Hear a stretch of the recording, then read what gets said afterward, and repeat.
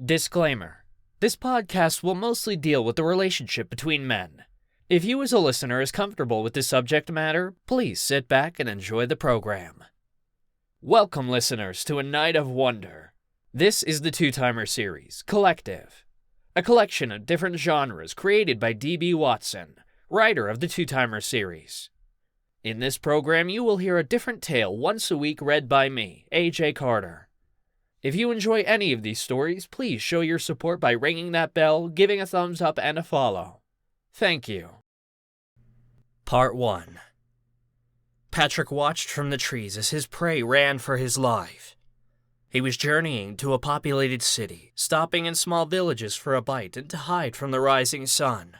Having just arrived, he hadn't found a resting place before his hunt. He was distracted by the scent of Lycans. Yuri taught him to steer clear of the beasts, having no goodwill with their hot tempers and hatred toward vampires. Patrick knew he should find shelter first, but his thirst beckoned to be quenched. He followed his victim to a dense part of the woods. The man had no clue Patrick was following him. He had just committed a heinous crime by robbing a blind man, leaving him to freeze. Patrick managed to carry the unconscious man to his home and pick up on the scent of the culprit. He lived as a hermit in the woods, which would make it easy to finish him. He waited until his victim's heart rate calmed down before moving in. The one-room shack he resided in had a chimney.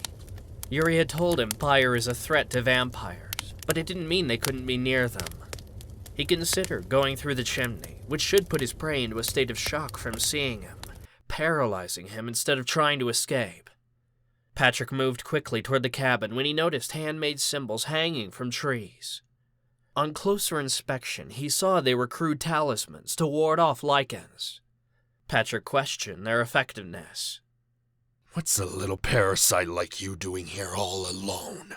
growled a voice behind him. Patrick turned and was shocked to see 8 transformed Lycans standing behind him.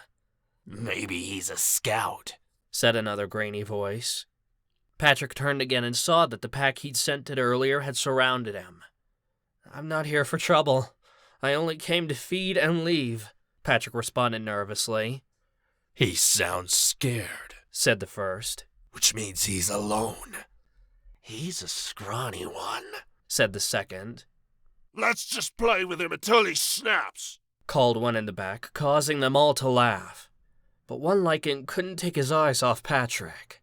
Yuri had told Patrick that Lycans could not be reasoned with when transformed, so his only option was to run. He tried to leap into the air. "Oh, hell no." One of them was already on him, grabbing his ankle and slamming him to the cold, hard ground. "Where do you think you're going?"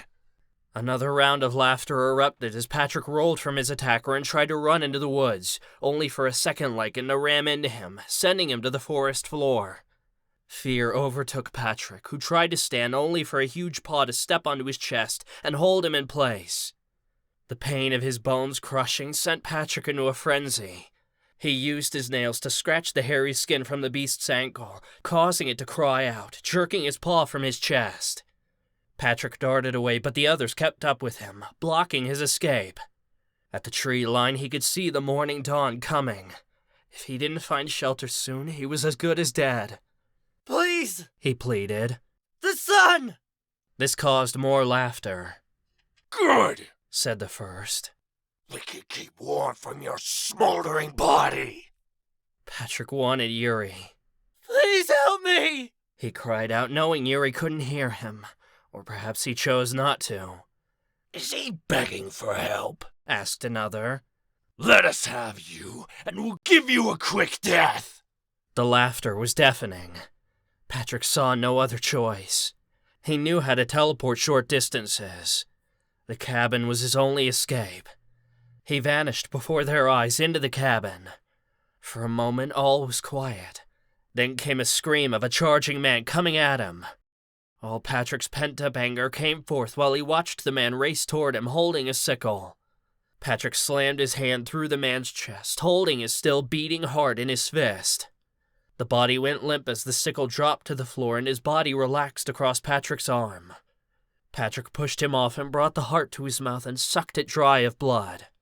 He waited for his fate with the beasts, but all was quiet outside. He looked around and saw the rising sun racing through the cracks of the closed shutters.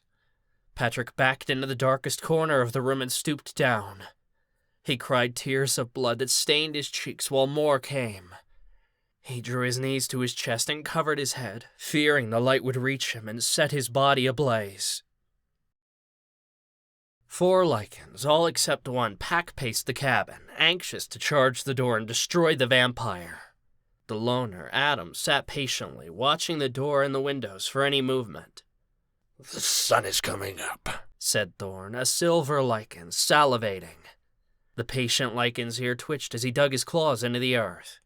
He's sure to burn before we get to him, snarled Saber, a brown Lycan, still pacing. Then so be it, growled Leo, whose brown fur matched Saber's pelt. Let him burn. Adam rose on his hind legs, not taking his eyes off the cabin. What are you doing? demanded Thorn. No response. Thorn moved close and rose to match Adam's height. Did you hear? We're letting it burn! Adam took a step forward. Saber raced ahead and stepped into Adam's path, rising to his hind legs to stand a hair taller than Adam. Adam didn't take his eyes off the cabin while the morning sun warmed his back and crawled toward the cabin, creeping up to the window. He listened to the snarling Lycan. Where are you going? You heard the order! His words drowned away so fast that the others were stunned when they saw their brother's jaw tumble to the ground, disconnected from his face and his throat slashed open. The blood ran hot and fast as Saber dropped to his knees and fell sideways, smacking the ground. The remaining Lycans circled Adam, growling, but his only concern was getting inside that cabin before it was too late. Thank you for listening. This was a short story by D.B. Watson and read by me, A.J. Carter. If you want to hear more of this story, please leave a comment. You can find the Thriller series at Amazon.com under D.B. Watson/Two-Timer series, on audio at Audible.com, and Kindle Villa. If you would like to hire me, AJ Carter, to narrate your project, you can find me on acx.com/AJ Carter. Thank you, and see you next week.